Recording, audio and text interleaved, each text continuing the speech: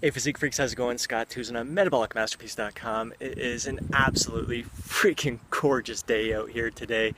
I want to take this opportunity to talk to you about what I believe is the ideal frequency to hit your muscles. How many days a week should you be training each body part in order to maximize your gains?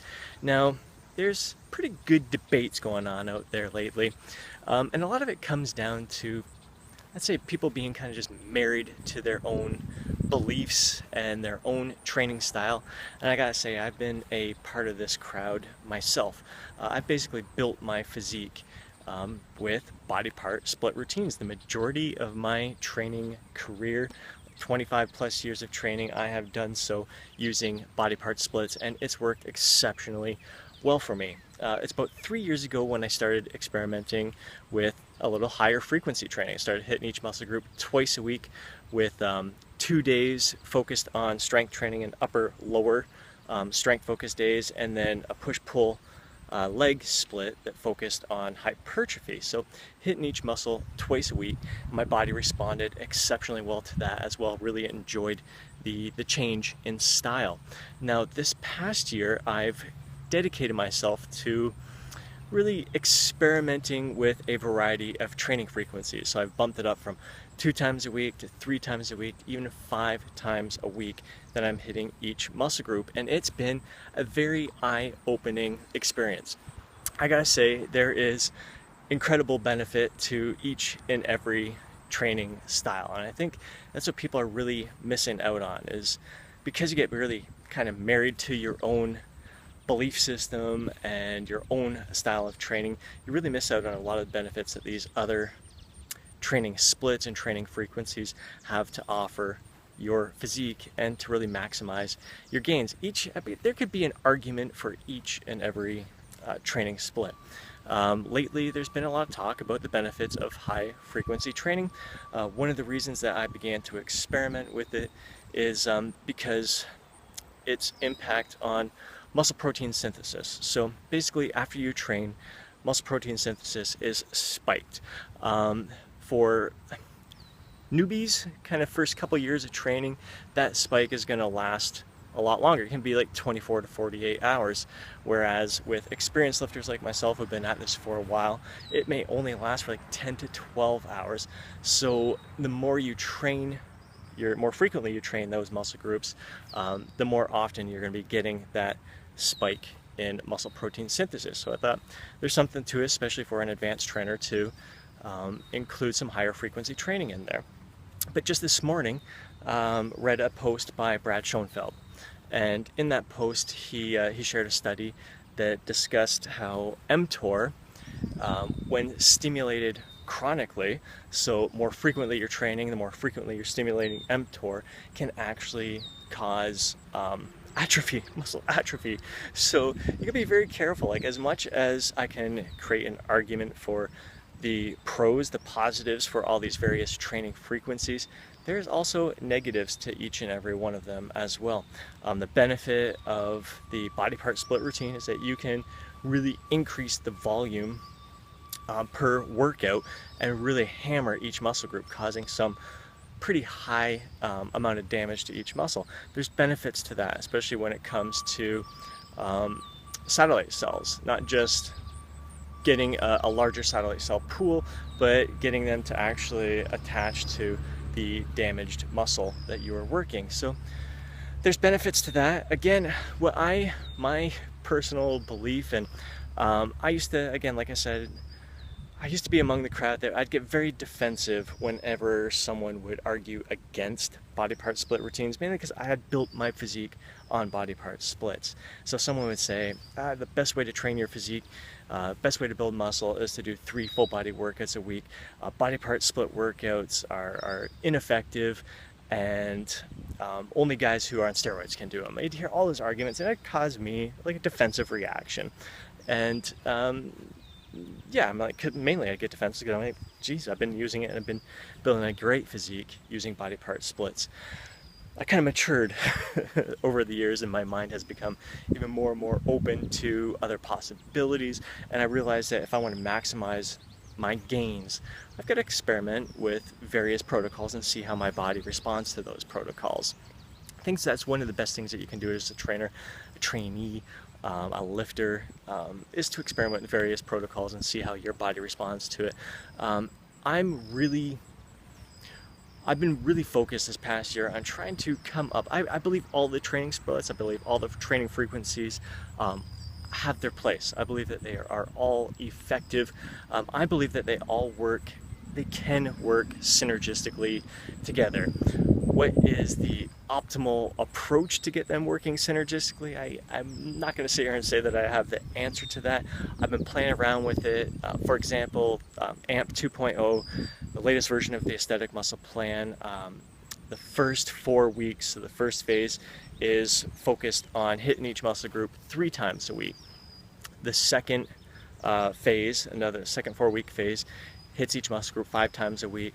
The third phase hits each muscle group twice a week, and then the final phase hits each muscle group once every 5 days. So various frequencies, and I really found when I was doing that 16-week segment, the various splits really fed off each other, and I found that after doing some of the higher frequency splits there, my body was just ready to soak up that body part split routine where it's hitting each muscle group once every 5 days.